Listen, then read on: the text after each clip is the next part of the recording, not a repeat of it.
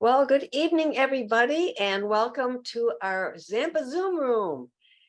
This is being aired from Sarasota, Florida, sunny Sarasota, and is airing all across the United States and Canada. Well, we're excited tonight. We've got a great program for you, and we've got a couple of great speakers on a couple of great topics. So I hope you have your pen and pad ready because you will certainly learn if you have come with the attitude of learning. Anyway, we got a great program for you. So it's not about the picture, it's about the content. And we've got a couple of great people that are going to really be ready to share with you some wonderful content. First of all, we have Eric Rashi, and Eric, many of you know, and he's going to be sharing his latest and greatest findings on some of the things as he grows his HealthPointe business.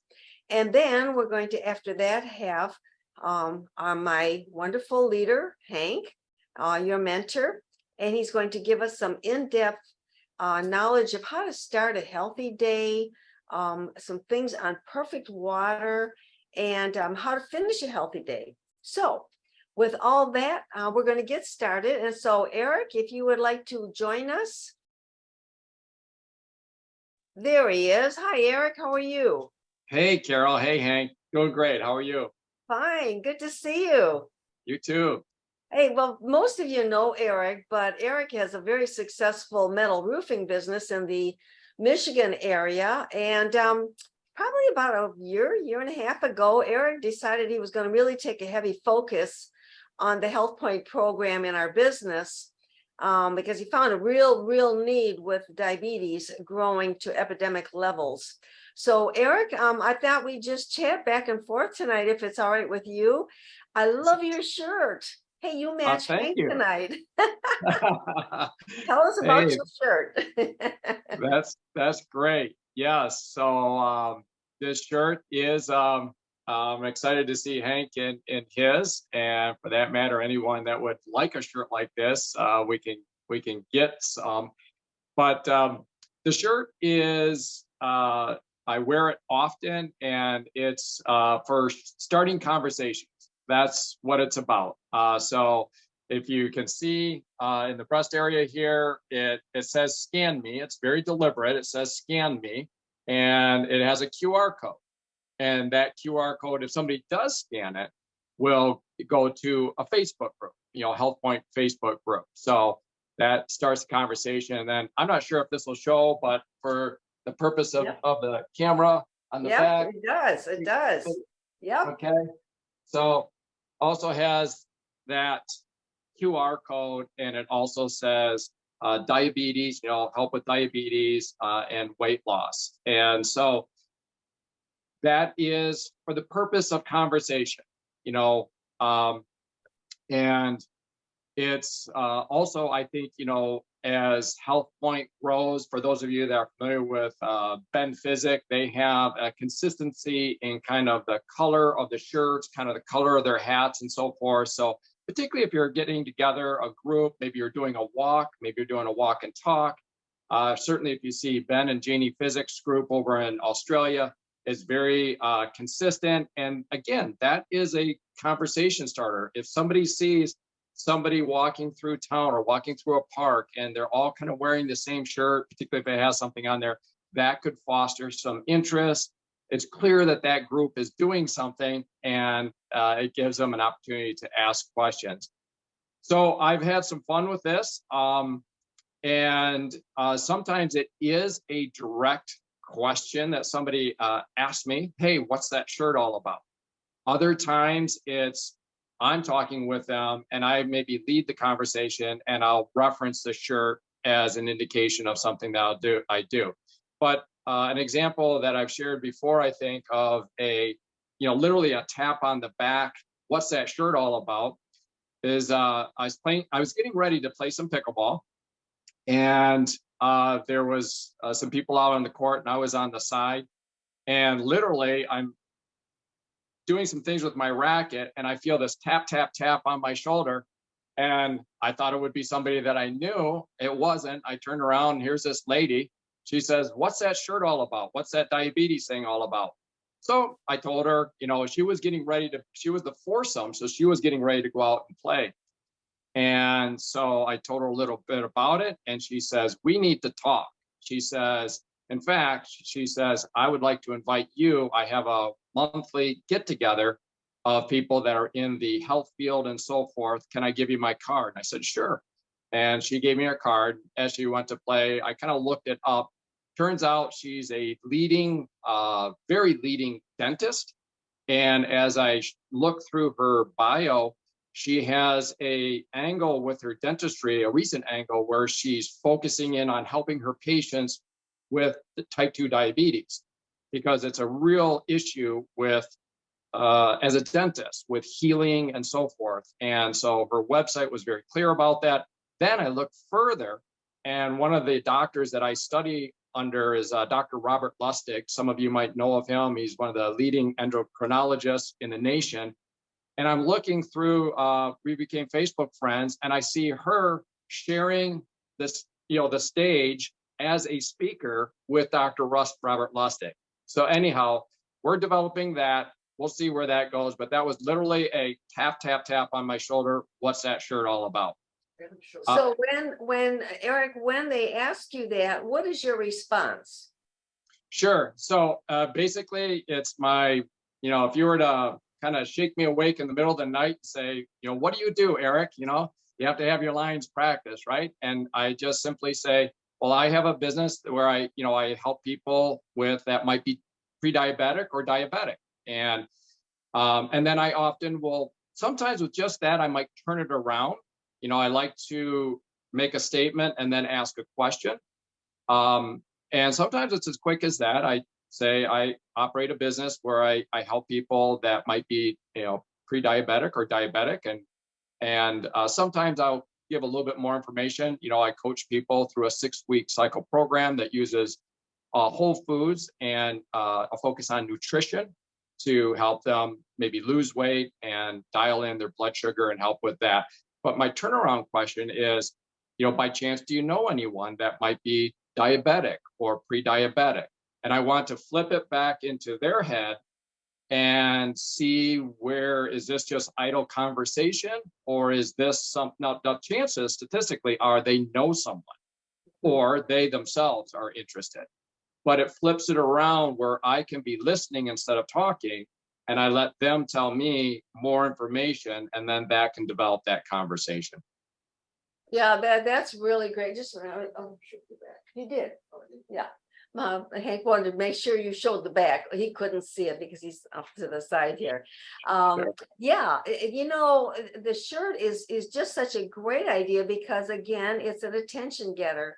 And we talked about years ago, I used to wear this frog pin back in the day when we were in the jewelry business. And the frog pin always got the tap on the shoulder, I love your pin. And it just opens up a conversation. But this is even better because it's much more direct on your business. And so I wanted the folks to hear kind of a very natural, verbiage of something very simple where you're not getting into a sales job. You're just telling them a little bit and then you flip it right back to them. I love that. And you were telling me that typically you like 5-10 minutes to be able to create a conversation like that. Can you kind of expand on that? I sure can. Yes. So I kind of you learn as you go, right? And we learn about, making a contact a day, right? Or making X amount of contacts per day. And I think there's great value in that. What I found, we get what we focus on, right? So if I'm focused on making a contact, and understandably, whether that was, the late Skip Ross that was talking about that, or whether it's Bob Andrews, that is a progression. They're like, that's your starting point, and then you can develop it. Or Ray Keller, start with a smile. It's not that your smile alone, you don't stop there, but that's where you start, baby steps first. And what I evolve my thinking and mindset to is I'm out to make 5 to 10 minute conversations. I find that if I focus on just making a contact and stop there, and that's my focus, that's a good starting point. But then I want to focus on, then it's kind of gamified. I'm like, and my mind is like, hey, how am I going to make like a 5 to 10 minute conversation with this person? Maybe it's a tap on my shoulder where it gets started, but maybe it's something where I initiated it and I'm trying to develop it into 5 to 10 minutes. And why is that? I find that if I have a 5 to 10 minute, rather substantive conversation with somebody, I'll just throw out a number like an 80 to 90% chance of it coming around to HealthPointe. And that's because I'll hear something or maybe I say something, like I might of course be asking them what they do for a living. That's a common thing where they might say something and they ask you what you do, and there's the opening. But I don't get that if I'm just like, hey, how you doing? Nice day, nice weather, or grocery line, hey, how you doing? Nice day. But if I can be like, how can I kind of just pause this for a bit and develop that? And there's countless examples. One, again, this will be pickleball. I'll shoot this back around. I was playing pickleball actually with one of my clients. She lost a bunch of weight and she has to play in a tournament with me. So we were practicing. We were practicing with another couple of players. And one of the breaks were, that is inherent. You're going to have a 5-minute conversation because you're on a break between games or sets. And it was a very natural conversation. I don't quite recall how it happened, but she said in conversation to all of us, blah, blah, blah about her health and feeling more fit. And then it was almost like she forgot I was there. And she's like, oh, by the way, guys, Eric is my health coach. He does a great job, blah, blah, blah. And this guy on the other team, he says, well, Eric, what's that all about? I had my shirt on. So again, it was natural. Well, this is it, blah, blah, blah. He took the scan and went to the Facebook group. We talked a little bit. And he says, well, and I told him, diabetes, weight loss, and so forth. The guy's like really fit. And he's like, well, Eric, actually, I kind of have the opposite issue going on. I said, how's that? And he said, well, I'm not trying to lose weight. I'm trying to get more protein every day. I said, interesting. I said, tell me more. What are you trying to do? And he said, well, I'm trying to get, I think he said like 220 grams per day or something like that. And, he's getting older. He's wanting to make sure he gets enough protein. And I said, you're finding that to be a struggle with like chicken breasts and raw, eggs and steaks and stuff. And he's like, yeah, it's kind of tough to get that. I said, have you ever considered a protein powder? He's like, well, I kind of looked into them, okay, you can hear the rest of the story. Yeah. Okay. By the time we left, got his contact information. He's now a client. He's ordered the Nutrilite Organics chocolate protein powder. In fact, I think he's getting it today. So that came from a little bit of a 5 to 10 minute conversation. Another example that I just jotted down is, again, I could give countless examples, probably 2 or 3 a day that I run into. But this one, I was just walking up by our cottage. A lady and a little girl were walking towards me, stopped. We did start talking about the weather. There had been a big storm that came in, and it was her little daughter. So her name is Mary Lou. Her daughter is Abby. And we just got to talking about the environment up there in the cottage community. And I asked her a little bit about, her history, what's got her up here, found out a little bit of things. She asked me what I did. Boom, landed HealthPointe on her. She said, wow. She says, so I turned the question around to her, do you know anybody? She says, pretty much my whole family.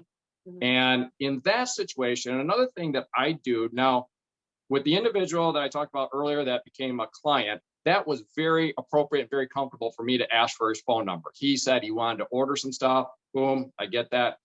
In most cases, I'm careful on that personally. It could be my own insecurities, but I have to have a very valid reason, I think, to ask for a cell phone or just very good comfort. What I am almost always comfortable with is, gosh, are you on Facebook? Would you like to connect on Facebook?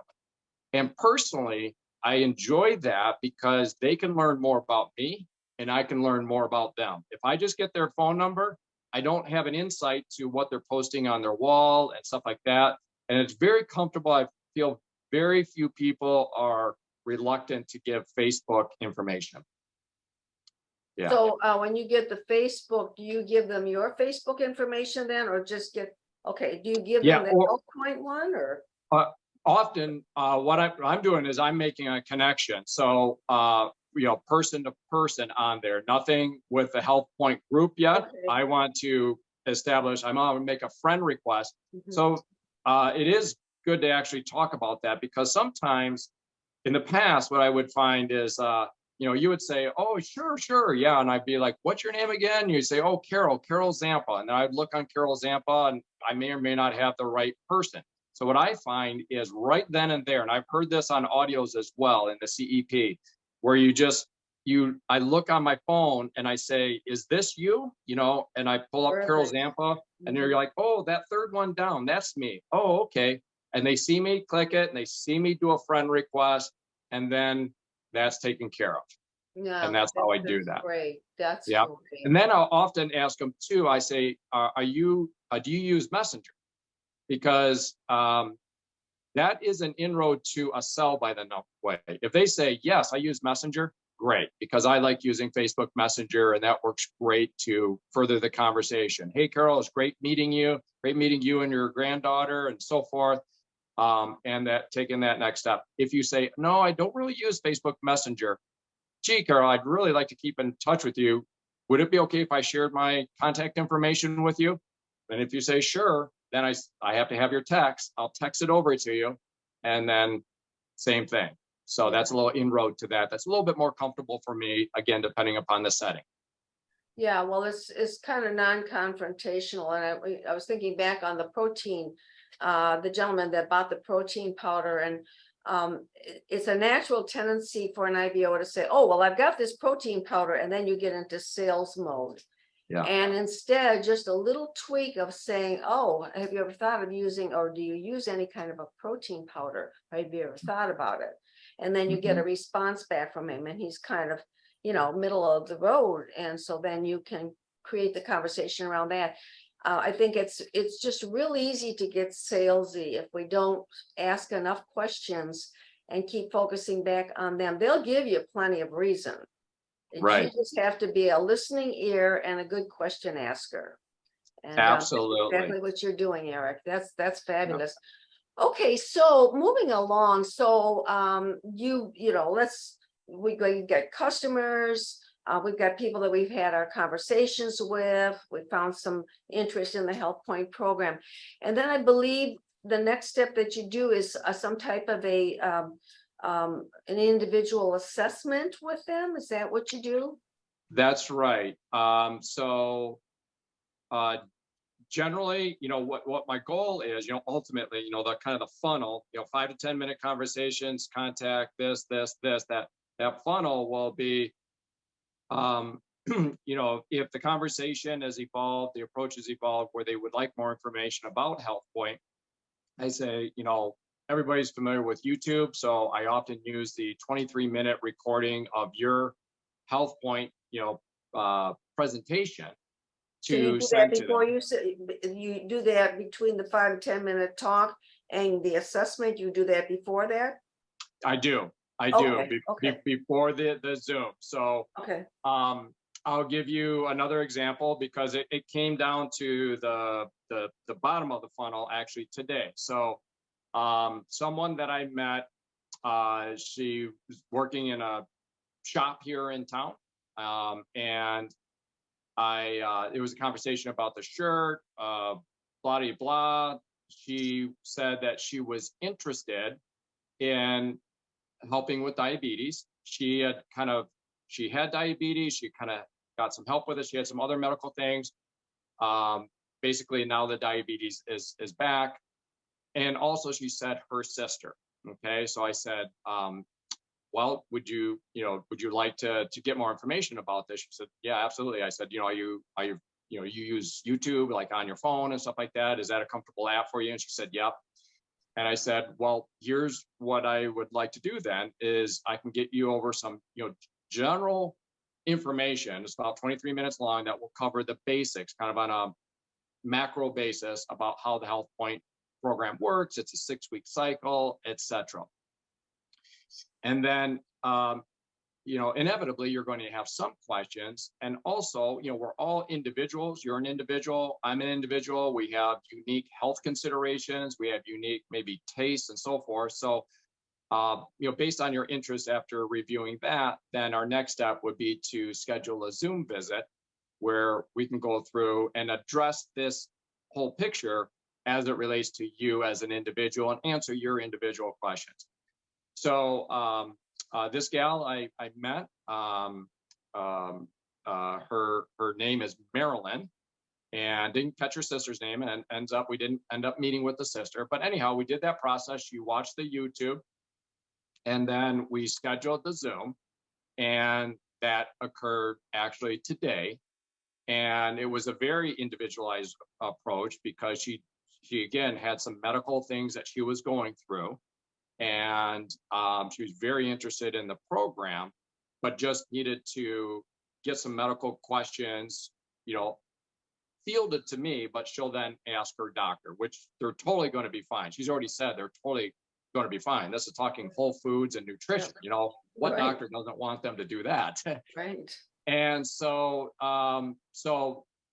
ultimately, long story short, she said, yep, went ahead with it. And, I do 3-month packages. So it's about $500, and we got her going today.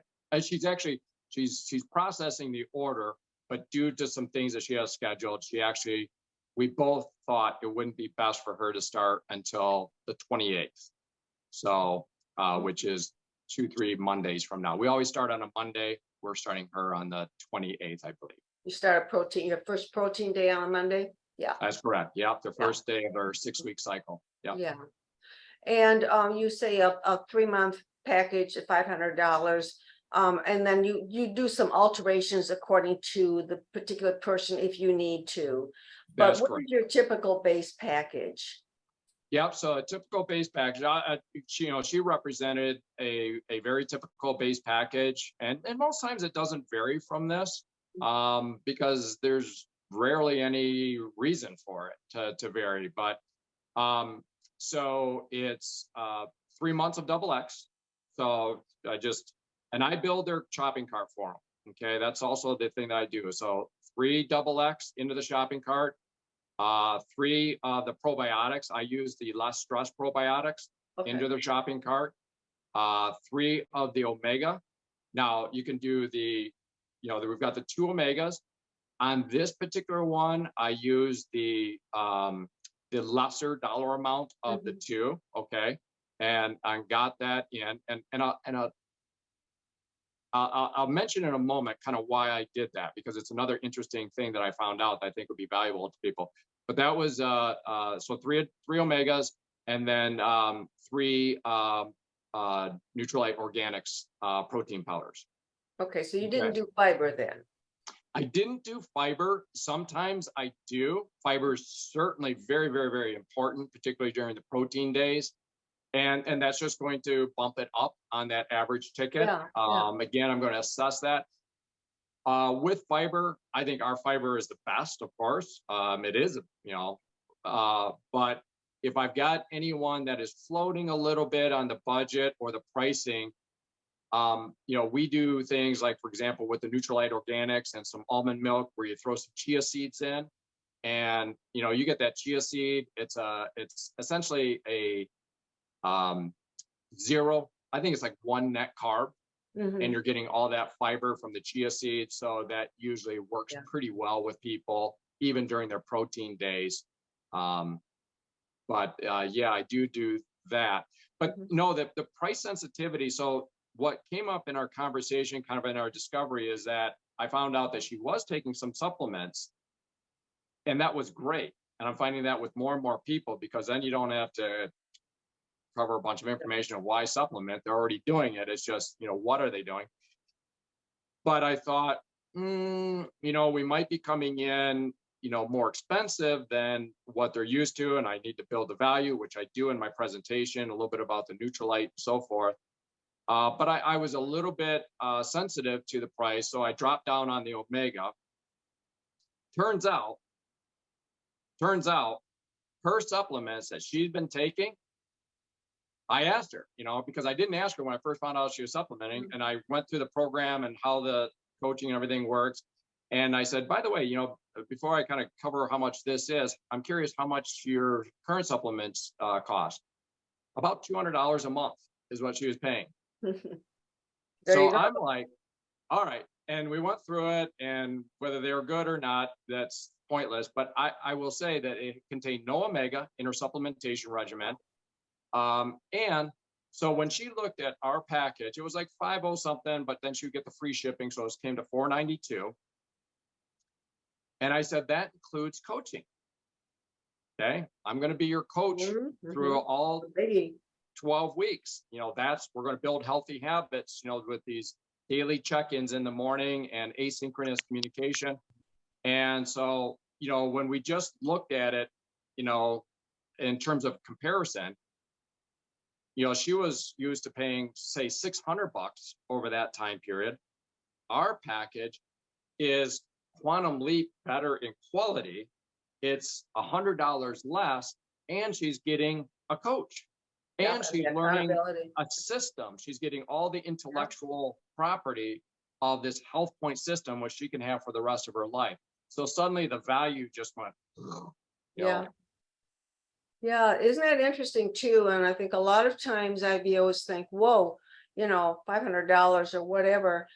But if you go out in the marketplace and you check some of the programs out there, just the weight loss programs alone. In fact, I was listening to an audio, I believe it was by Nancy Morton today, and she was talking with a gal that was a coach in another arena, and she was paid, people were paying her $600 a month just for the coaching. That's right. So I think we just sometimes have too small of a picture and too weak of a posture of what they actually are getting. Yes, it's pretty amazing. It really is. It really is. And I do build into my presentation. There's something that's important, I think, either in a formal presentation or even in discussion. It's what's called price conditioning. I think if anybody is running up against price issues, it could be, of course, somebody literally could be struggling to be able to make a purchase of that, and we have to be sensitive to that. But a lot of times, price conditioning. So through my presentation, I'm giving physical examples, images of what other coaches charge. All this stuff you can find on the internet. I just built it into my presentation. So here's, Susie Q from XYZ company. Here's her website. Here's what she charges. Very common, $600 a month. That's what I'm seeing a lot. And that's just for coaching. That's like one phone call a week. And so I'm doing this price conditioning because if I don't do that and I just lay $500 on them, that may be okay. But the way I've learned about this is all of us, like if I was to ask anybody right now, what is the average cost of a car? What would be the average cost of a vehicle? All of us would know. Now, is it because we just bought a car 2 days ago? No, but because we are being price conditioned nonstop, whether it be radio, sports TV, billboards. You drive down the highway in Michigan, every fifth billboard is an automotive, only $38,470, only $57,000. We're constantly being price conditioned. So when we walk into a dealership, we have a expectation of what that's going to be, and therefore we're not that price shocked. But imagine if we haven't heard anything about car pricing in 20 years, and the last vehicle we bought was $10,000. Now we walk into that dealership and they tell us it's 35. All the logic in the world isn't going to save us from our shock, literally our sticker shock. And so building into the talk track, the presentation and awareness of what these different dollar figures are out in the marketplace lessens the blow for their own good. They're getting a good value, but if I just drop it on them like a bomb, it may not go over well. Well, I think also you're absolutely spot on that. And the other thing too is I don't think, well, I shouldn't say that. We have to be more cognizant of building the value into what they're getting. Because if a person says, I can't afford it, what most of the time, what that tells me is that they just don't understand what they're getting and what the benefit is to them. There hasn't been enough time spent with them talking about their pain, what issues they have, and what are they going to do to change that. And I was talking to a client just today, and I said, for things to change, we have to change. And if the pain is bad enough, which it was, they get to the point where they say, yes, I'm fed up. I've got to make a change. So the dollar doesn't become the issue. The payoff, the benefit, the dream, the dream, although you wouldn't use the word dream, but the payoff, the benefit to them, and it's got to be an emotional one. And of course, I can't think of a better one than a health, and those very same people, this is what concerns me sometimes with IBOs, that they don't understand selling the value, is those very same clients they're speaking to will turn around and go to a sporting event and think nothing of it. And I'm not a big sporting event person, but I know for a fact tickets got to be upward of $60 a pop. Oh, yeah. I have no idea what a hot dog costs, but it's a pretty penny. It's like Also you get probably gourmet. $60. Then you got your parking, and the stadiums are full, and they're not full of just rich people. Right. They're full of people that emotionally want to be there. And so we have to build that emotional want to be there. I want to emotionally be feeling good again. Yeah. Whatever the issue is. So Yeah. you do a beautiful job of that. Okay, well, we are going to move along. We could spend hours on this. I know we do on a off camera basis. So I guess because I don't want to cut into Hank's time here, is there any other points, anything particular that you want to bring on tonight? And obviously we'll get you back because you've got volumes and volumes to share.